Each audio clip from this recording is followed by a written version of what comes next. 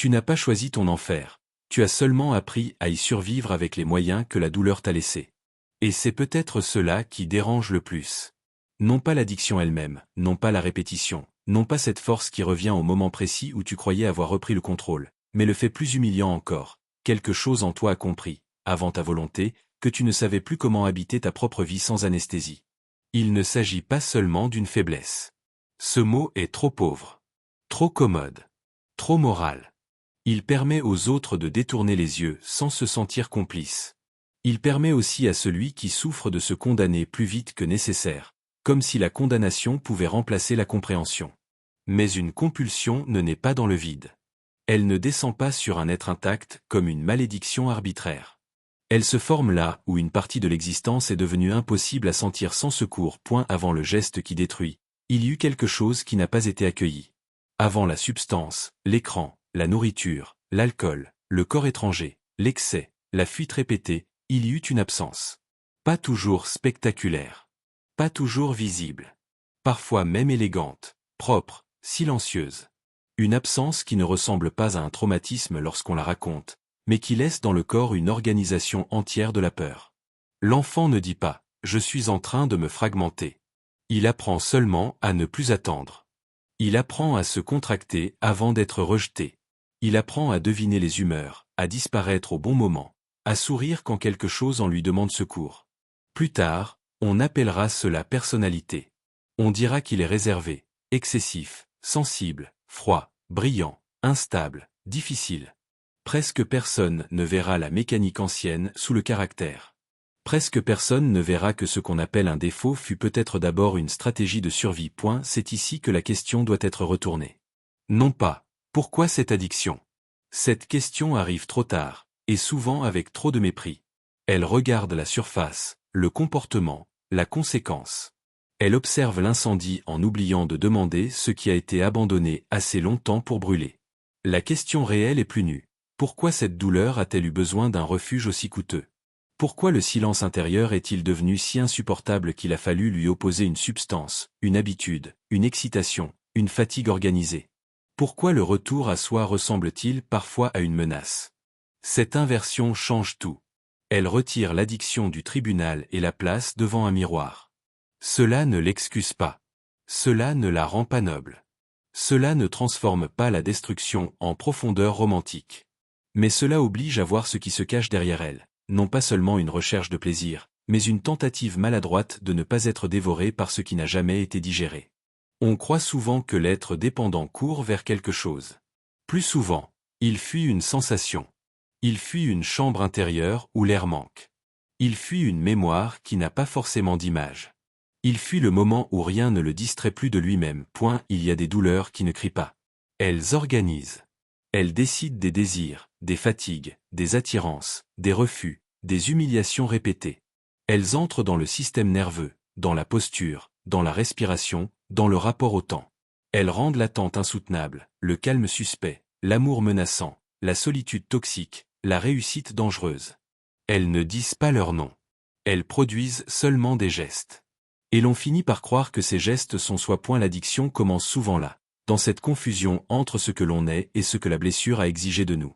Elle est une réponse. Une réponse pauvre, brutale, souvent tragique, mais une réponse tout de même. Le corps cherche à réguler ce que personne n'a aidé à contenir. Le cerveau cherche un raccourci vers ce qu'il aurait dû recevoir autrement. La présence, la sécurité, la chaleur, le sentiment d'exister sans devoir se défendre. Lorsqu'une substance ou un comportement apporte, même brièvement, une impression de soulagement, le corps ne se demande pas si cette paix est vraie. Il la reconnaît comme une issue. Il ne raisonne pas en morale. Il raisonne en survie.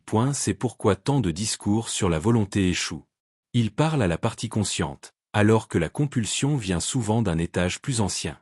Ils ordonnent à quelqu'un de se maîtriser sans comprendre que ce quelqu'un a peut-être construit toute sa vie autour d'un désordre qu'il ne pouvait pas nommer. On lui dit « arrête ». Comme si arrêter suffisait à rendre habitable ce qui était devenu invivable. Comme si l'abstinence, seule, pouvait remplacer l'absence de lien. Comme si retirer l'anesthésie suffisait à guérir la plaie. Mais la plaie, justement, attend. Et elle attend avec une patience effrayante. Elle traverse les années sous des formes différentes. Elle peut devenir alcool, travail, sexualité compulsive, faim sans fin, achat, agitation mentale, besoin de plaire, besoin de disparaître, colère, perfectionnisme, cynisme, spiritualité utilisée comme fuite, lucidité transformée en isolement. La société classe ces formes avec plus ou moins de sévérité. Elle condamne certaines dépendances et récompense les autres lorsqu'elles produisent de l'argent, du prestige ou de la performance. Mais l'inconscient ne se laisse pas impressionner par les catégories sociales. Il sait lorsque l'élan vient du manque. Il sait lorsque l'activité la plus admirable sert à ne pas sentir. Il sait lorsque la réussite elle-même devient une drogue plus acceptable que l'effondrement. C'est peut-être pour cela que la dépendance est si difficile à reconnaître chez ceux qui fonctionnent encore. Ils ne tombent pas toujours dans la rue. Ils tombent parfois dans des carrières, dans des rôles, dans des relations, dans des images d'eux-mêmes. Ils s'épuisent avec élégance. Ils appellent discipline ce qui est panique. Ils appellent ambition ce qui est fuite. Ils appellent indépendance ce qui est incapacité à recevoir. Ils appellent lucidité ce qui est parfois une vieille défense contre l'espoir. Et tant que le monde applaudit, le symptôme peut continuer à se déguiser. Carl Jung avait pressenti quelque chose de plus profond que la simple répétition du comportement. Pour lui, l'être humain ne souffre pas seulement parce qu'il désire mal. Il souffre parce qu'il est séparé de son centre. Cette séparation ne se voit pas toujours. Elle peut cohabiter avec l'intelligence, avec le succès, avec une vie extérieurement acceptable. Mais quelque chose, au-dedans, n'est plus relié. La personne agit, parle, travaille, désire, consomme, se distrait, mais elle ne se sent plus tenue par une totalité intérieure. Une partie vit. Une autre observe. Une autre encore frappe à la porte. Et quand cette porte ne s'ouvre pas, la frappe devient symptôme. Jung ne réduisait pas l'addiction à un trouble de conduite. Il y voyait une crise de l'âme, non au sens sentimental du terme, mais au sens le plus grave, une perte d'axe. L'être humain, disait-il en substance, ne peut pas supporter indéfiniment une existence privée de profondeur symbolique. Il a besoin d'un lien avec ce qui le dépasse, ou plus exactement avec ce qui, en lui, dépasse le moi ordinaire. Lorsque ce lien est rompu, quelque chose cherche un substitut. Et le substitut promet toujours plus qu'il ne peut donner. Il promet l'apaisement, l'oubli, la dilatation, l'intensité, la fusion, la disparition momentanée du poids d'être soi. Puis il réclame son tribut. Toujours. Il y a dans toute dépendance une fausse transcendance. Pendant quelques instants, l'individu échappe à la petitesse de son malaise. Il ne se sent plus limité par la honte, par la peur, par le vide, par la mémoire. Une chaleur arrive, ou une excitation, ou un silence chimique. La douleur recule. Le monde se réorganise. Le corps cesse de protester. Le moi se dissout juste assez pour donner l'illusion d'une délivrance. Mais cette délivrance n'a pas de racine. Elle ne transforme rien. Elle suspend. Et ce qui est suspendu revient avec intérêt. Voilà le piège. L'addiction offre parfois une caricature de ce que l'âme cherche réellement. Elle imite la paix, mais elle ne réconcilie pas. Elle imite la plénitude, mais elle approfondit le manque. Elle imite la liberté, mais elle resserre la prison. Elle donne à l'être fragmenté l'impression d'être entier, puis elle lui rend sa fragmentation plus lourde qu'avant. C'est pourquoi la honte suit, si souvent, le soulagement. Non parce que la personne serait moralement inférieure, mais parce qu'une partie d'elle sait que le vrai besoin n'a pas été rencontré. Quelque chose a été calmé. Rien n'a été entendu. Cette distinction est décisive. Calmer n'est pas entendre. Sédater n'est pas intégrer. Oublier n'est pas guérir. Une vie peut être consacrée entière à calmer ce qui demande à être reconnu. Et plus l'on calme, plus la demande revient sous une forme déformée. Il arrive alors que la personne ne sache même plus ce qu'elle cherche. Elle ne veut plus vraiment le plaisir. Elle veut l'interruption. Une interruption du bruit intérieur. Une interruption de la culpabilité. Une interruption de cette sensation obscure d'être à côté de sa propre vie. Le langage bouddhiste a donné une image d'une précision presque cruelle. Les fantômes affamés. Des êtres au ventre immense et à la gorge trop étroite, condamnés à désirer sans jamais pouvoir recevoir. Cette image ne décrit pas seulement ceux que l'on appelle dépendants. Elle décrit une structure intime du manque. Vouloir absorber ce que l'on ne peut pas assimiler. Chercher dans l'objet une nourriture qui appartient au lien. Avaler du monde sans parvenir à se sentir vivant. Plus la faim est ancienne, plus l'objet paraît urgent. Mais l'objet n'est jamais la réponse. Il n'est que le lieu où la faim se trompe de direction. Il faut oser le dire sans brutalité inutile. Certaines personnes ne cherchent pas à se détruire. Elles cherchent à disparaître un instant de la tension d'exister. Elles ne veulent pas mourir. Elles veulent suspendre la conscience d'une vie qui leur semble inhabitable. Elles veulent cesser d'être ce corps chargé, cette mémoire confuse, cette honte sans phrase. Mais chaque fuite confirme secrètement la nécessité de fuir. Chaque anesthésie enseigne au système que le retour à soi est trop dangereux. Et ainsi la prison se construit avec les matériaux mêmes du soulagement. À ce point, une question surgit, mais il faut la laisser résonner sans se hâter d'y répondre. Qu'est-ce qui, en toi, paraît si menaçant que tu as dû apprendre à t'échapper de toi-même? Pas ce que tu montres. Pas ce que tu racontes. Pas ce que tu as appris à nommer. Ce qui se tient derrière. Ce qui attend quand le téléphone est loin, quand la chambre devient silencieuse, quand le rôle social tombe, quand personne ne demande rien, quand tu n'as plus à prouver que tu vas bien. Là commence le vrai territoire. Et ce territoire ne se laisse pas traverser par des slogans. Et la pensée de Jung devient alors indispensable, parce qu'elle refuse la surface. Elle oblige à regarder non seulement la douleur, mais ce que la conscience a rejeté pour continuer à se croire acceptable. Car l'être humain ne réprime pas uniquement ce qu'il juge mauvais. Il réprime aussi ce qui fut trop vivant pour son environnement. La colère qu'il n'avait pas le droit d'exprimer. Le désir qu'on lui a fait honte d'éprouver. La force qui dérangeait. La tristesse qui embarrassait. L'ambition qui semblait dangereuse. La sensualité qui menaçait l'image familiale.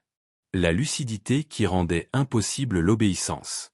Peu à peu, l'individu apprend à couper des morceaux de lui-même pour rester aimé, ou du moins pour ne pas être rejeté trop violemment. Ces morceaux ne meurent pas. Ils deviennent ombre. L'ombre n'est pas simplement le mal en soi. Cette idée est trop pauvre, trop théâtrale. L'ombre est tout ce qui n'a pas pu être intégré dans l'image consciente que nous avons de nous-mêmes. Elle contient nos impulsions destructrices, certes, mais aussi nos puissances abandonnées. Elle contient ce que nous condamnons, mais aussi ce que nous n'avons pas osé devenir.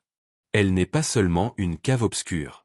Elle est parfois une salle scellée où sont enfermées les forces qui auraient pu nous sauver. Voilà pourquoi elle revient avec tant d'insistance.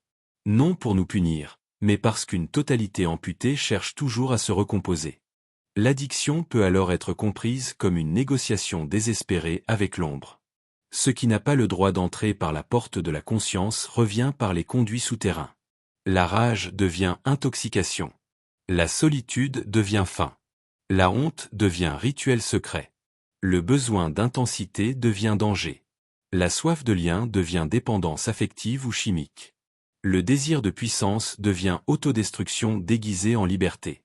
Et l'on se surprend à faire exactement ce que l'on méprise, non parce qu'on est incohérent, mais parce que l'inconscient a sa propre logique. Une logique plus ancienne que les décisions du matin. Jung a formulé cette loi avec une précision qui dérange encore. Ce qui ne devient pas conscient revient sous forme de destin. Il ne s'agit pas d'une phrase décorative. Elle décrit une mécanique impitoyable. Ce que tu refuses de voir ne disparaît pas. Cela organise tes choix depuis l'arrière-plan. Cela choisit parfois tes amours, tes échecs, tes rechutes, tes colères, tes silences. Cela te pousse vers des situations où tu seras forcé de rencontrer, sous une forme extérieure, ce que tu as exilé au-dedans. Tu appelleras cela malchance. Tu diras, pourquoi cela m'arrive toujours? Mais peut-être que quelque chose ne t'arrive pas. Peut-être que quelque chose se répète parce qu'il n'a jamais été reconnu. Cette reconnaissance n'a rien de confortable. Elle retire à la personne le luxe de se voir seulement comme victime de son symptôme. Mais elle retire aussi la cruauté de se voir comme coupable. Elle ouvre une troisième voie, plus exigeante. Tu es responsable de regarder ce qui t'habite, même si tu n'es pas responsable de tout ce qui t'a blessé. Cette nuance est difficile. Elle ne flatte personne. Elle ne protège pas l'ego. Elle ne permet ni de se condamner entièrement, ni de s'innocenter à bon marché.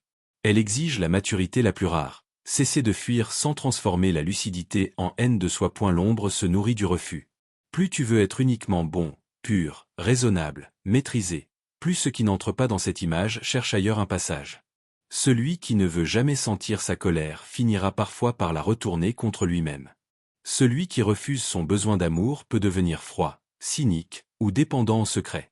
Celui qui méprise sa vulnérabilité cherchera peut-être une substance, une performance ou une domination pour ne jamais rencontrer son tremblement. Celui qui a appris à être acceptable peut développer une addiction à l'approbation tout en croyant être généreux.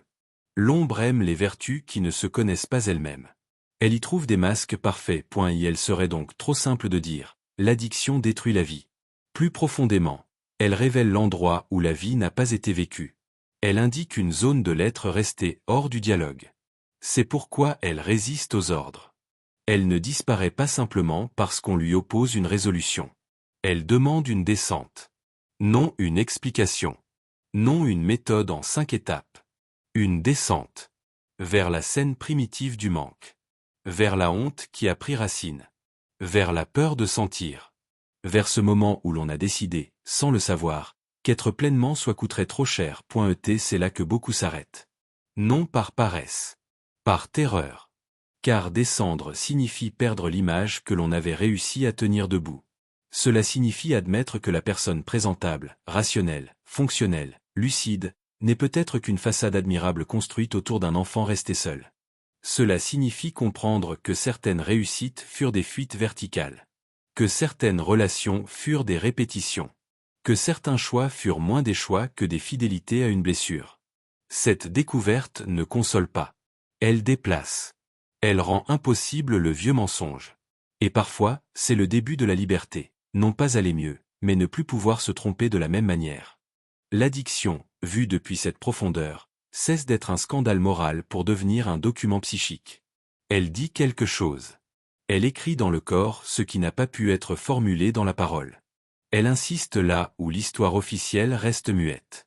Elle est grossière, dangereuse, souvent destructrice, mais elle est aussi précise. Elle indique toujours une fin. Et toute fin pose une question. De quoi as-tu été privé au point de chercher cela ici? Quelle présence t'a manqué? Quelle partie de toi as-tu dû abandonner pour continuer à appartenir? Quelle douleur as-tu appris à confondre avec ton identité? Ne réponds pas trop vite. Les réponses rapides protègent souvent les anciennes défenses. L'inconscient n'obéit pas au rythme des explications.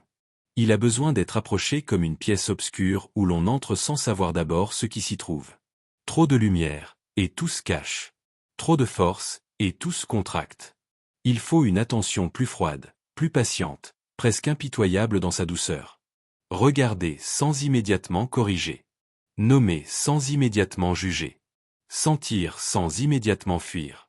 Ce sont des actes simples seulement pour ceux qui n'ont jamais eu peur de leur propre intériorité. Et la suite commence là, dans cette capacité nouvelle à ne pas transformer chaque malaise en urgence. Car l'addiction prospère dans l'urgence. Elle dit, maintenant. Il faut calmer maintenant. Il faut remplir maintenant. Il faut oublier maintenant. Elle raccourcit le temps. Elle enferme l'être dans une minute tyrannique où seule compte la disparition de l'attention. La conscience, elle, rouvre le temps. Elle introduit un intervalle. Une distance minuscule entre l'impulsion et l'acte. Dans cet intervalle, quelque chose peut revenir à la vie. Pas encore la guérison. Pas encore la paix. Seulement une possibilité. Et parfois, au commencement, une possibilité suffit à fissurer tout un destin.